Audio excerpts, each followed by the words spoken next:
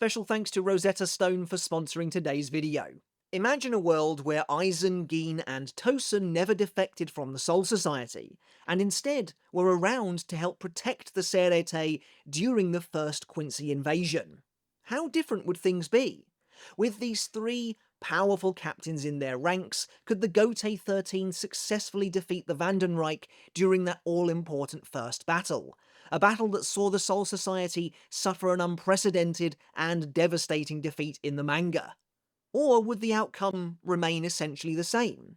After all, the Vandenreich has had 1,000 years to prepare for the fight with the Soul Society, and presumably their daten would also cover captains who left the Gotei 13 as recently as these three. There's quite a lot to go through here.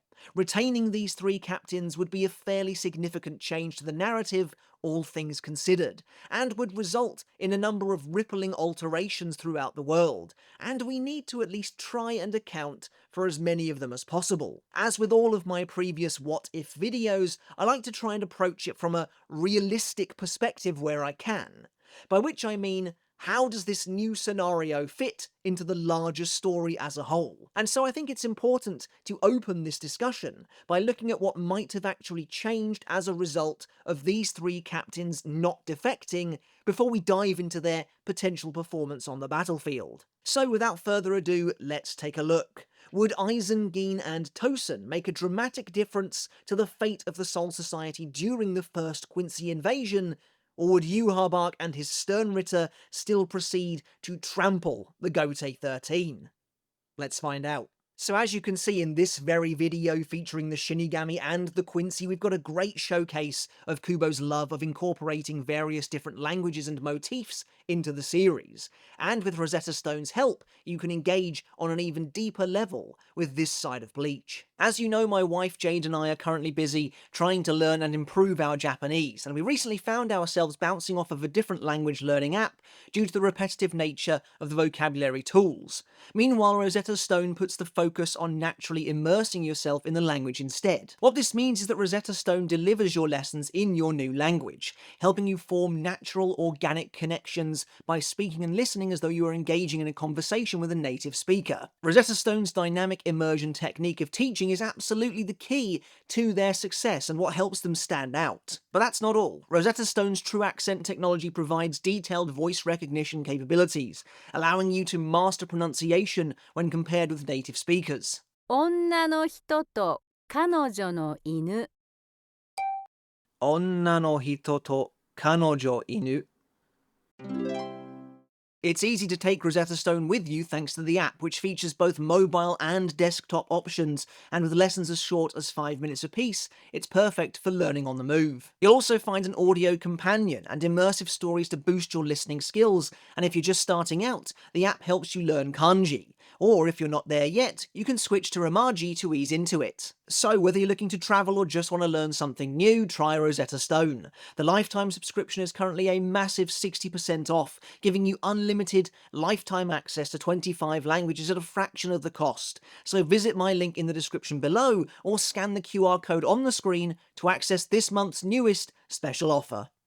Alright, before we dive into the invasion itself, we need to understand what exactly has changed due to Aizen, Gin, and Tōsen still being a part of the Gotei 13, and how deep we really want to get with this. Because Aizen in particular, as the main villain of really the entire series, is an enormous plot driver. Perhaps the single biggest mover of the story altogether. Aizen's villainous antics have resulted in, essentially, the very state of the world of Bleach in the present day. By the time the story begins, he's the reason characters like the Vizard, Kisuke, Yoruichi, and Isshin are no longer a part of the Gotei 13, and due to him sending Rukia to the human world initially, he's really the reason Ichigo got mixed up in everything to begin with. Now, that's not to say Ichigo wouldn't have organically found his way into this mess without Aizen's intervention, and I think him learning about the Soul Society and the Shinigami sooner rather than later is inevitable, especially with Isshin's true nature. The main problem we have to grapple with is simply the fact that Aizen has really had a hand in just about everything that's ever gone down, and not just in the present day, but as far back as at least 100 years. For example, if Aizen isn't evil, then the Vizard are never forced into exile, and the same goes for Kisuke and the others, they would all still be here. Honestly, I think we risk things getting completely out of control, and we risk straying too far away from the central crux of this video today if we go the route of saying that Aizen was never evil. So let's dial it back a bit for the purposes of this video. What would happen if the Vandenreich perhaps decided to invade much faster? Say, before Aizen gets the chance to enact really any of his present-day plan at all, before he sends Rukia away, and before he fakes his own death. This is the Gotei 13 as we know it existed just before Ichigo and the others arrive in the Soul Society, and that's where our story will now begin. Thankfully, between the Soul Society arc and the Rankar arc, the vast majority of captains don't really do any growing. Aside from Kenpachi, in terms of their physical power, in terms of their strength, in terms of what they display on the screen, basically everyone is exactly the same between those two arcs. Now, of course, there's the time skip between the Arankar arc and the Lost Agent arc to take into consideration, but ultimately I don't think anyone is really going to have undergone a significant enough of a change to really have an impact at all. But when it comes to Aizen, Gin, and Tōsen, the thing is, Aizen's goals simply don't align with Yūhab arc and the Vandenreich. We see as much in the Thousand Year Blood War arc. So even if Aizen was still secretly scheming and conniving and evil as he is at the start of the Soul Society arc, if the Sternritter suddenly showed up out of nowhere in their enormous pillars of blue flame, Aizen would, I think, absolutely take up arms against them, and the same goes for Gin and Tōsen. Would it be just to maintain their cover? Perhaps, but ultimately Aizen has no allegiance to the Quincy either, and certainly doesn't want to see the Soul Society actually destroyed, so I think he'd stand and fight. Now, to be honest, things don't really change at all for Gin and Tōsen. Tōsen hasn't hollow-fired yet, of course, so he's very much the same captain we see during the Soul Society arc, and really the same goes for Gin, without saying. No, once again, the trickiest one to factor in here is Aizen himself. At this point in the story, he's still masquerading his Zanpakuto around as a flowing, water-based Zanpakuto that, in Isane's words, uses diffused reflections of fog and water to confuse one's enemies so that they kill each other. The Gotei 13 has no idea of Kyokusuigetsu's true nature at this point. But here's my counterpoint to that. How much would that really matter? Since by this point in the story everyone is already under Aizen's spell, doesn't that essentially mean he'd be able to operate freely under their noses?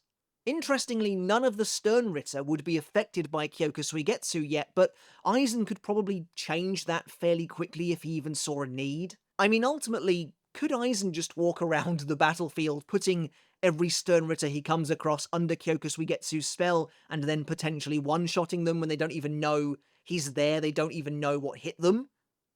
I don't know, we'll get to that in a bit, but there are a couple of other variables to consider here too. Firstly, due to the nature of the first invasion, the captains are all split up anyway. The first wave of the attack saw multiple Sternritter, generally one, sometimes a pair of them, each targeting a specific division, which meant most of the captains and vice-captains were busy with their own battles, potentially far away from one another. In regards to the upper echelon of the Gotei 13, the only person who is likely to be privy to Aizen's activities during the invasion is Momo, and that's again only if they actually fight side by side, though I imagine they probably would, given Momo's idolization of Aizen himself. But since Momo is already under Kyokusuigetsu's spell, Aizen could likely get away with anything. In fact, that would make for an interesting little moment that plays out. Maybe their Sternritter opponent sees something different to what Momo is seeing, but doesn't get the chance to reveal the truth before being taken out. Although doesn't the arrival of multiple enemies who have never seen Kyokusuigetsu Shikai before make life kind of difficult for Aizen if he wants to use his Zanpakuto.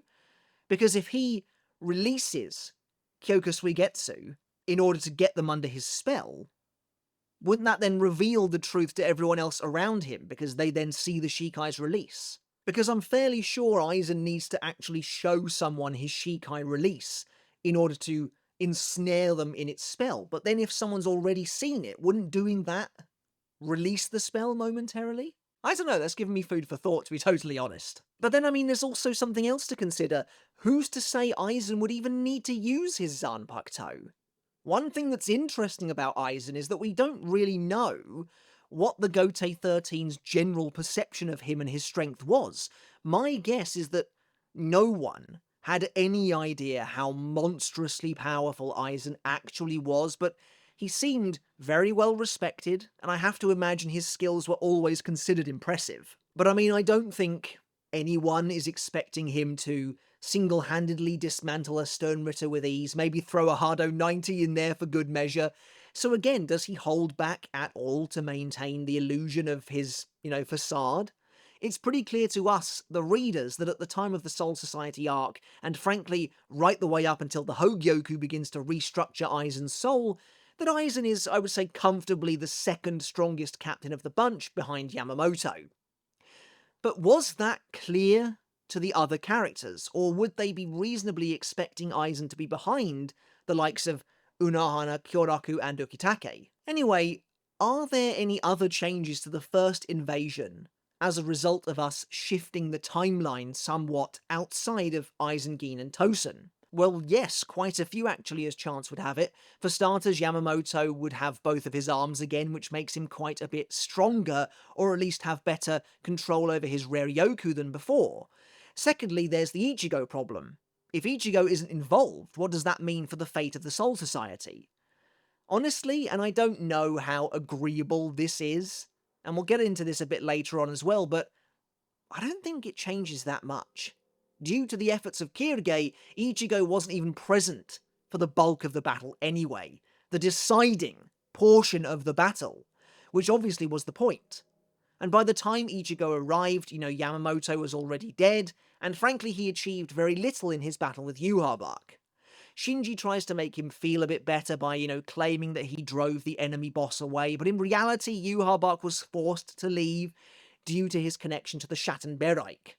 So even if Ichigo didn't turn up, and Yhwach was free to lay waste to the Serete, that is when, of course, he calls in the Soldat. Judging by the manga, he would have had to have left within the next 5 minutes or so anyway. So Ichigo not being here, I don't think really changes too much in the grand scheme of things. I think Kirige would still be in Hueco Mundo, as that portion of the Vandenreich's plan to capture, enslave, and subjugate Hueco Mundo and the Arancars was well underway before Ichigo turned up there to help. Obviously, Shinji, Rose, and Kensei won't be captains anymore during the battle, but let's be completely honest, I can't help but feel like this is a net benefit for the Gote 13 overall. Of course, the three Vizard captains aren't weak, they are in fact very strong, but it just so happens that Aizen is a total monster, worth probably all three of them, while Gin and Tōsen are no slouches either.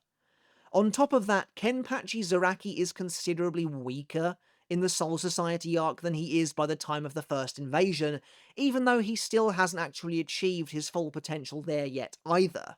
However, I'm not sure he's necessarily going to be taking out 3 Sternritter at once here, and to be honest, Royd Lloyd might straight up kill him at this power level. But we're getting ahead of ourselves, and the focus of the video is on Aizen, Gin, and Tōsen. So in this changed landscape, how would the invasion play out for them? Let's imagine, for all intents and purposes, that the Vandenreich's invasion of the Soul Society plays out almost identically to the manga, at least initially.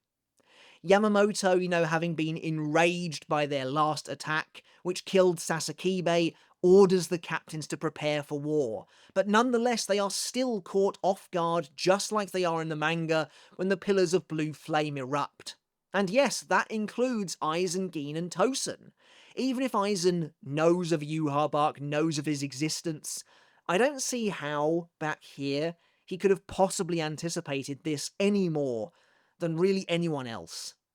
And in fact, that's actually another interesting change that's just popped into my head.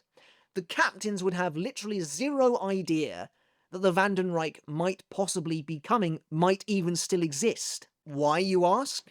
Because Mairi never encountered Uryu in this timeline, and that was supposedly the impetus for his concern that he relayed to Yamamoto, even though clearly nothing came of it because Yamamoto dismissed it, essentially. Anyway, assuming the captains are going about their daily lives at the time, they're all likely to be in their respective barracks or nearby, just as they were during the Thousand Year Blood War arc. Now, earlier I mentioned that the Sternritter were each sent to target a specific division, and unfortunately, where Aizen, Gin, and Tōsen are concerned, well, this is made a little more difficult than I would have liked by the fact that, well, we only know a few of the Sternritter who assaulted those particular divisions. In the case of the 3rd Division, we know exactly who attacked them.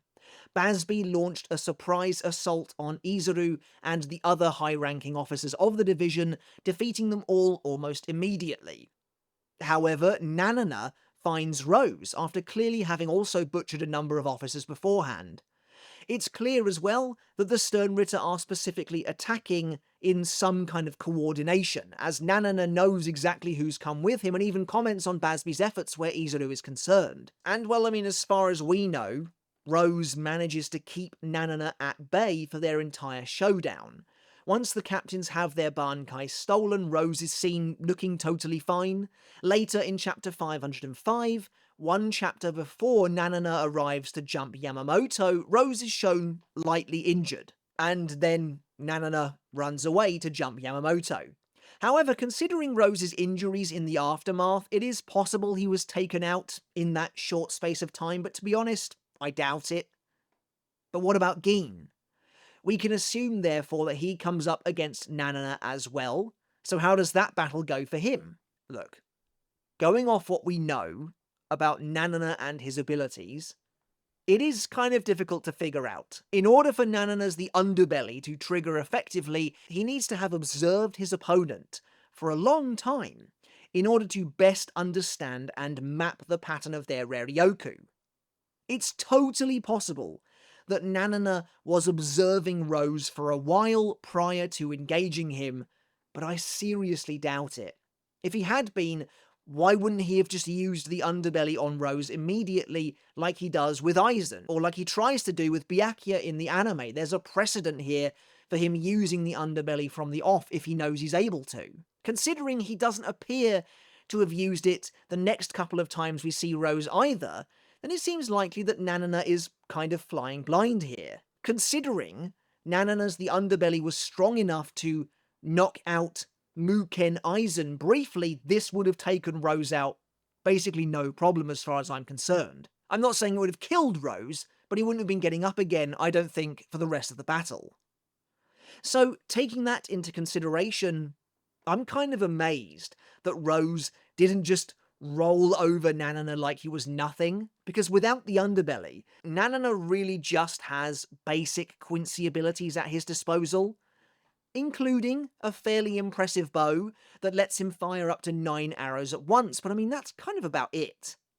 All of this is to say that if Nanana were to confront Gin with the same parameters, I can't help but feel like Nanana is getting utterly murdered here. Gin obviously fights in a much different manner to Rose, preferring a sly yet straightforward approach when the situation calls for it. Of course, the biggest issue for Gin is that he can't really use Kamishini no Yari in this scenario in case it gets stolen, but I'm not sure he'd need it. The fact of the matter is that Gin is an incredibly capable warrior, and Shinso is able to fire fast enough even in Shikai to catch Nanana off guard, I'm certain of it. I guess not having access to his bankai maybe makes things a little trickier for him, but ultimately Gin is going to be moving so quickly that he'll be upon Nanana immediately, especially considering Nanana has little more than his bow to actually do battle with here. To be honest, Nanana has been shown to be arrogant and complacent before, and I wouldn't be surprised if he completely underestimates Gin initially. Of course, we ourselves need to be careful not to underestimate reasonably any member of the Sternritter. After all, every single one of them is captain level, and every single one has access to powerful innate abilities like Blue Vein and Sklaverei. As we see from the first invasion in the manga, Blue Vein was capable of casually deflecting the likes of Renji Shikai, though As Nods wasn't able to keep Senbon Zakura out, and I've always had Byakuya and Gin at a roughly similar level back in the Soul Society arc. I honestly wouldn't be surprised if Gin manages to land a strike with Shinso, only for Nanana to temporarily block it with his Blue Vein. After all, he's probably read the Daten, he probably knows about Shinso already. But eventually, Gin's sword still pierces him anyway after breaking through, because Gin is simply that much more powerful. So yeah, I think this is a pretty easy one, to be honest, simply because Nanana doesn't have access to any of his Shrift's power, or at least that's how it looks. I mean, sure, he could try and land the underbelly anyway without first observing Gin, but even if he scored the hit, wouldn't that just mean it was virtually useless? And Gin's a prodigy, hailed as a genius who completed the academy in a single year, and has displayed the skills necessary to move incredibly fast. Meanwhile, Nanana has only landed the underbelly against enemies who have been otherwise occupied or unable to move at all in the past. And we've seen how agile Gin can be. Not only that, but Gin's greatest skill is in his swordplay. And in my opinion, here's where he really shines against the Quincy, not just Nanana, but the Quincy in general. If Gin is allowed to get close to Nanana, then it's kind of all over already, meaning Nanana will want to try and create some space between the two of them, perhaps to ready his bow or even the underbelly itself. But of course, therein lies Gin's greatest advantage, that two-field battle that will likely be going on. As soon as Nanana puts some distance between them, Gin simply unleashes Shinso, meaning in this instance he is controlling the battlefield no matter what. And again, listen, I don't mean for this to be taken as a knock against Rose, because like I said, I think Rose should have won this. I don't really know how he wasn't able to just defeat Nanana with ease. Hell, maybe that's why Nanana ran from their fight, maybe he was at risk of losing. Regardless, I do think Gin takes this one fairly easily. Whether Nanana dies or not is hard to say, but either way I can't see him coming out on top. After this though, things get a little murkier. The only other Sternritter we know who attacks one of these three divisions is Driscoll, who assaults the 9th division. But even then, he fights Hisagi, and Kensei is absolutely nowhere to be seen. Now, I wanted to try and do a bit of detective work in an attempt to deduce who the other captains, those of the 5th and 9th division specifically, had been fighting, but to be honest, I'm not sure it's doable. I'm going to take you through my working anyway. In chapter 505, Kensei is shown to be lightly injured, while Shinji in the same chapter is shown to be heavily injured. What's interesting about this is the Soldat have not arrived yet, meaning it should still only be the Sternritter who they're fighting. Considering Shinji and Momo are clearly running somewhere and don't appear to be particularly stressed out, they don't appear to be in the middle of a fight, who exactly injured Shinji, and to that degree? The same goes for Kensei, who, if anyone, is he actually fighting? And so again, I tried to work this out. Now in chapter 499, when relaying information to Ichigo, Akon notes that there are at least 16 members of the Sternritter based on their Reiatsu, and that at least is going to be doing some heavy lifting, as of course we know there's more than that. And in fact, I've compiled all known Sternritter and what divisions I'm pretty sure they were fighting at. Division 1 is a bit of a weird one. We're starting things off with a weird one, because Yamamoto is all over the place. And of course, Sasakibe is already dead. So we don't really see any battles taking place in the 1st division.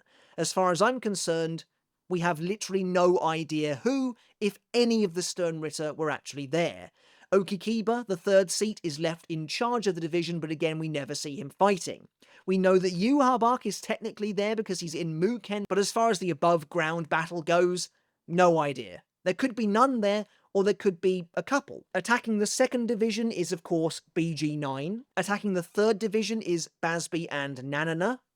The 4th Division, again, we've got no idea, but I'm assuming there are no Sternritter there, which is a little bit weird. But again, as far as we know, the entire 4th Division was instructed to remain locked down tight in their barracks, and it doesn't really look like they're under any kind of duress, so I'm assuming that there are no Sternritter there. Which again seems kind of weird to me because they have the data, they know the 4th Division is the healing division. You think they would have made a real play to attack it, but there you go. Now, up next is the 5th Division, and again, no idea. We have no idea which Sternritter were attacking this division at all, which is frustrating because it, along with the 1st Division, are the only two where we have literally no idea. Attacking the 6th Division was the duo of Asnod and Master Masculine. Attacking the 7th Division is Bambietta.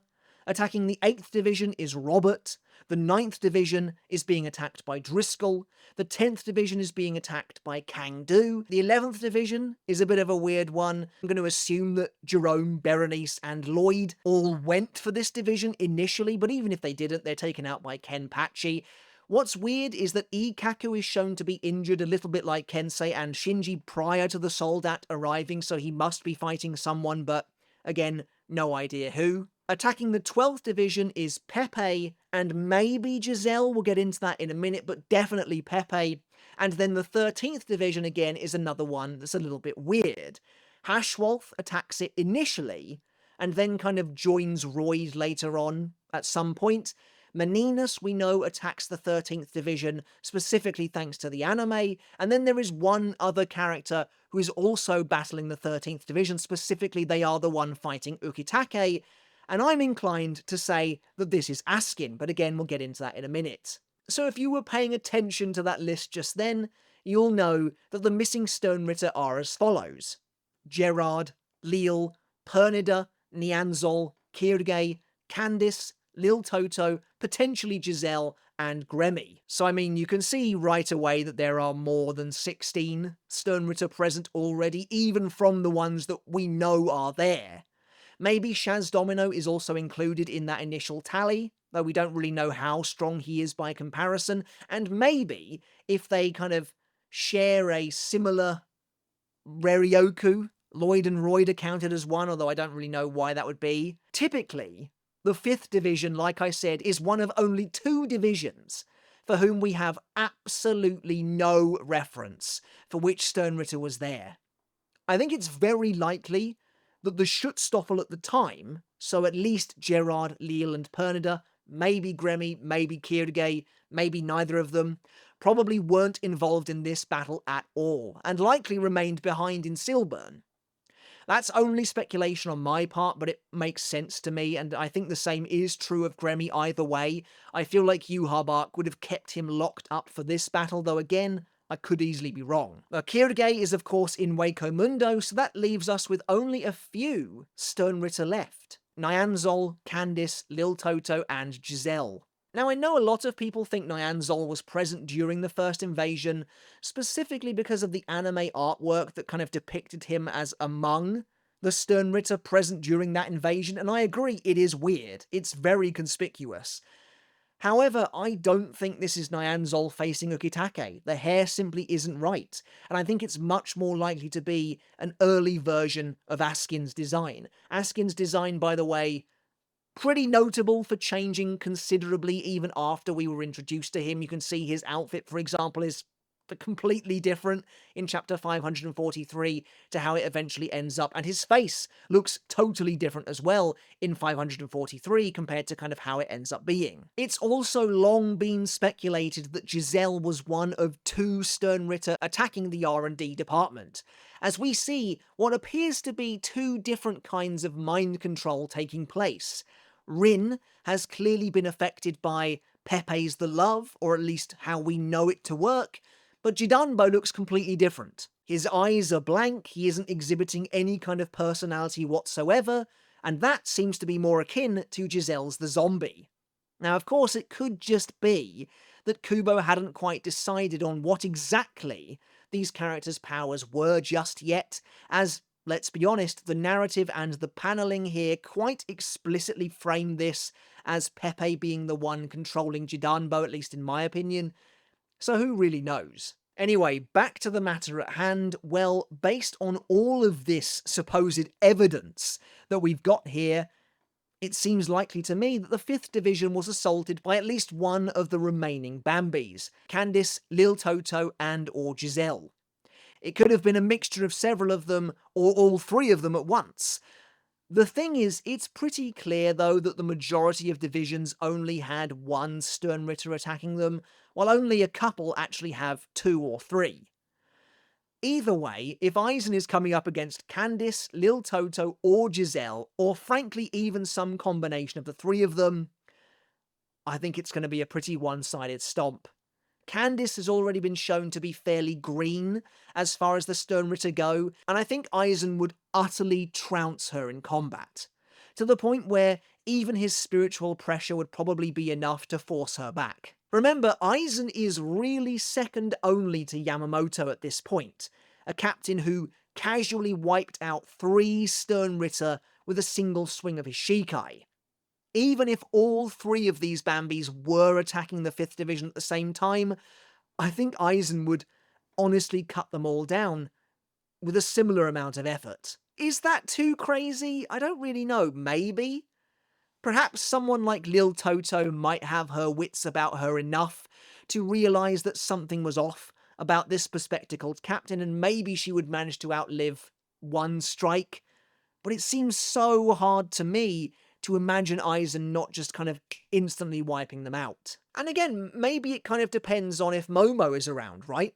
How much does Aizen realistically feel he can let loose? The thing though with having Aizen around at the time is that his contribution is technically capable of being so much greater than almost every other captain.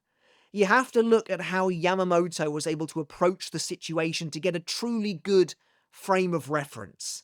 This was a man who could pretty much square up to any of the Sternritter.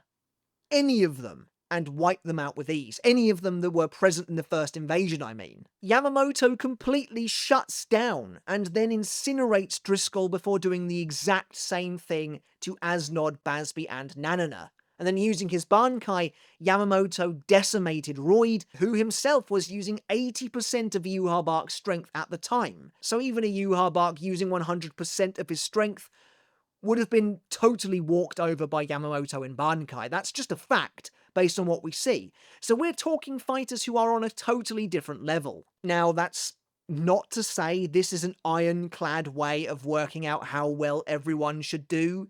For example, I think it's pretty clear that Kyoraku could have probably defeated Robert, but A, he underestimated his opponent initially to great personal cost, and then B, was caught off guard by Yamamoto's death. That being said, having Aizen around at the time would have made for a huge boon to the Gotei 13's overall military strength. That is undeniable.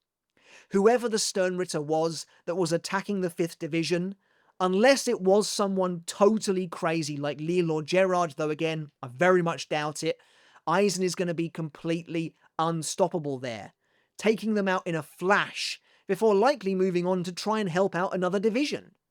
Maybe he even meets up with Gin or Tōsen specifically. Seriously, this is the same guy who one-shots Hitsugaya the moment the captain uses Bankai, and the same guy who one-shot Komamura with Hado 90. He can do exactly the same to pretty much whichever Sternritter is unlucky enough to cross his path, and that's before he even starts using Kyokusuigetsu, which, as I mentioned earlier in the video, is a totally different ballgame. Could Aizen just ensnare any Sternritter he comes across in complete hypnosis and then proceed to one-shot them? Yeah, maybe. I don't think any of the Sternritter that I read out in that list, aside from maybe the likes of Royd, is perhaps the only one. I'm having a look now. Royd is maybe the only one. Oh, Hashwalth, of course. Maybe Askin, though, again, I kind of doubt it. And that's literally about it.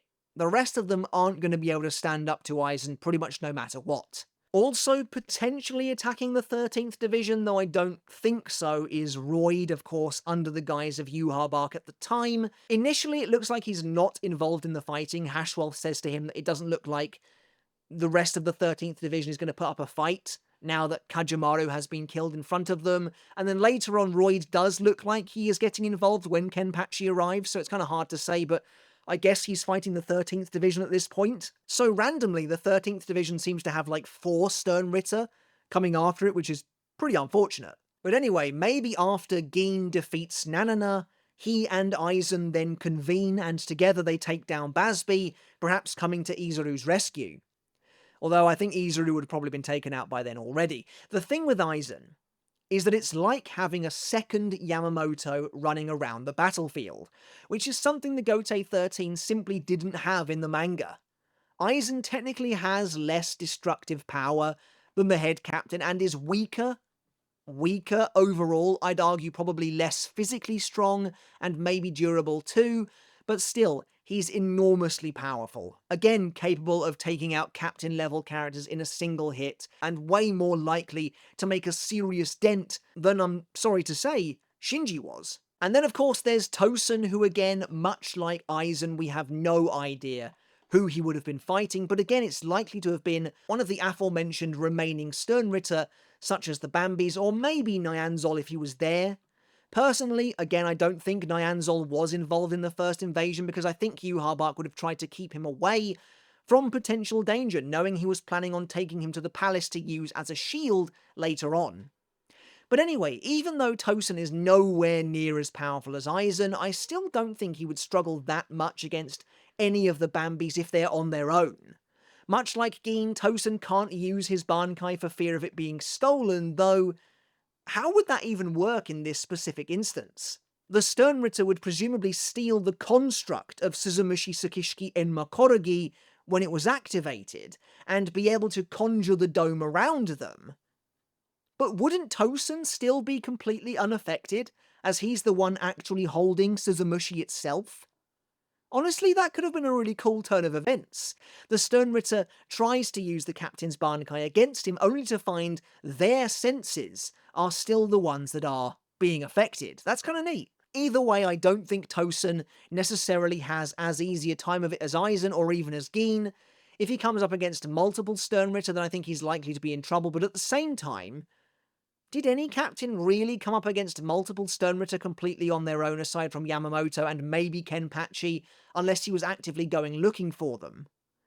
That just doesn't seem to be how the Vandenreich planned their invasion, instead kind of wanting to spread the field and target as many of the powerful warriors as they could. Honestly, I could see Tōsen fighting any of the Bambis to a stalemate, a little like how the average captain versus Sternritter showdown was basically going during the invasion. I don't think he'd be as much of a factor as Gin, and certainly not as Aizen, but he's no pushover either, that's the crucial thing to remember. Whichever Sternritter he comes up against is likely to struggle just as much as your average Sternritter did. Maybe Tōsen and Komamura would find their way to each other amidst the chaos, though considering how much trouble Bambietta was giving Komamura, it feels like Tōsen would likely have to come to him. Of course, as we begin to close out this video, the biggest question yet remains. If Aizen, Gin, and Tōsen took part in the first invasion instead of the lineup we had in the manga, could the Gotei 13 have won this initial fight? Well look, it's a good question, and I do think Aizen being involved is a substantial change, one with potentially the weight to shift the tide. However, if you look at the bigger picture, this was a fight the Gotei 13 was never meant to win, and was likely never going to win. Their defeat was sealed by their complacency over the years that had been etched into them, and by Yamamoto's fractured state of mind in the wake of Sasakibe's death. Sure, Aizen and Gin in particular could have racked up a few more Sternritter kills, maybe. But again, I caution against underestimating the Sternritter, and even more so against underestimating Yhwach. This entire battle was designed to undermine Yamamoto and eventually lead to his death, and at that point, the battle is over, Aizen or not. At this point in the story, with no Hogyoku or anything like that, I just don't think Aizen could defeat every single Sternritter if he had to, and then Hashwolf and then Yhwach. It's just not realistic to place all of that on his shoulders, just in the same way it wasn't realistic for Yamamoto to do it either. despite his rage, despite his incredible power, Yamamoto doesn't actually kill Bazby, Asnod, and Nanana, and he ends up expending everything he has against Royd. Now, would Yamamoto having 2 arms have made a difference? Perhaps. Maybe he'd have had better Reiatsu control, and as a result, perhaps those 3 Sternritter would have died. But it's all chump change to Yhwach. It doesn't matter, ultimately. In his agony and his blinding rage, Yamamoto would have still used Bankai against Royd, drained his own energy, and allowed Yhwach to swoop in and take his Bankai for himself. There's no Ichigo either to kind of help close out the invasion, meaning we don't really know what happens next. Once Yhwach and the Sternritter summon the Soldat, it is framed as being basically the end of the Soul Society as we know it, and only Ichigo's sudden, unexpected arrival is able to halt things a bit, even if not by much. Much in the same way as we can't underestimate the Sternritter, we also can't overestimate Aizen. Yes, he's monstrously powerful and is kind of akin, like I said, to a second Yamamoto being present, which would be a massive deal, of course. Like I said, I think you'd see 1 or 2 extra Sternritter being killed at least. But ultimately, at this point in the story, he's just an extraordinarily powerful Shinigami, and not even as powerful as Yamamoto himself. I don't think the first invasion's outcome hangs on such a razor's edge as to be determined by just 1 more extremely powerful individual. There's even Yhwach himself to contend with as well, and in the wake of Yamamoto's death, Yhwach is perfectly fine. He hasn't fought anyone. It's hard for me to imagine a world where the Vandenreich still don't come out on top. It's as though it was preordained. So yeah, I think they would likely help, and I think the Soul Society would likely perform better overall, but actually win? I don't think so. I don't think a victory here was ever in the cards, no matter how well they fought. The parameters for a Gotei 13 victory on that day are so insurmountable, so mountainous, that of course, that was kind of the point. The second invasion, though? Well, that's kind of a different story, and a more prepared, battle-ready Gotei 13 with Aizen, Gin, and Tōsen in tow might be capable of really taking the fight to the Quincy once and for all. Alright everyone, but that's it for today's video. As always, I really do hope you enjoyed it, and I hope you took something of value away from it as well. Let me know down in the comments, how do you feel about this potential what-if scenario? If Aizen, Gin, and Tōsen were still around, if it was essentially the Soul Society Arc's version of the Gotei 13, how would they fare in the first Quincy invasion? If the invasion again played out essentially, for all intents and purposes, exactly the same, albeit with a couple of changes, some critical, some, in my opinion, not so. I'd love to get your thoughts down in the comments below. I'd love to see what you think. I'd love to see how closely our opinions align, whether they do or not, or maybe I'm totally off base. I'd love to get your thoughts down below, so do please let me know. Of course, guys, as always, if you enjoyed today's video, consider hitting subscribe down below to help support the channel and its growth. I really would appreciate it, and consider checking out my other channel, Mr. Tomo Talks Games, as well. Maybe giving us a subscribe over there. We just hit 14,000 subs, which is wonderful, and I really, really do appreciate it. And of course, speaking of appreciation, a massive thank you, an everlasting thank you goes out to my wonderful supporters over on Patreon, without who I simply wouldn't be able to keep doing this. So again, it does mean the absolute world to me that you choose to support me over there. Thank you all so, so very much. Alright guys, until next time, I'll catch you later, and I'll see you then.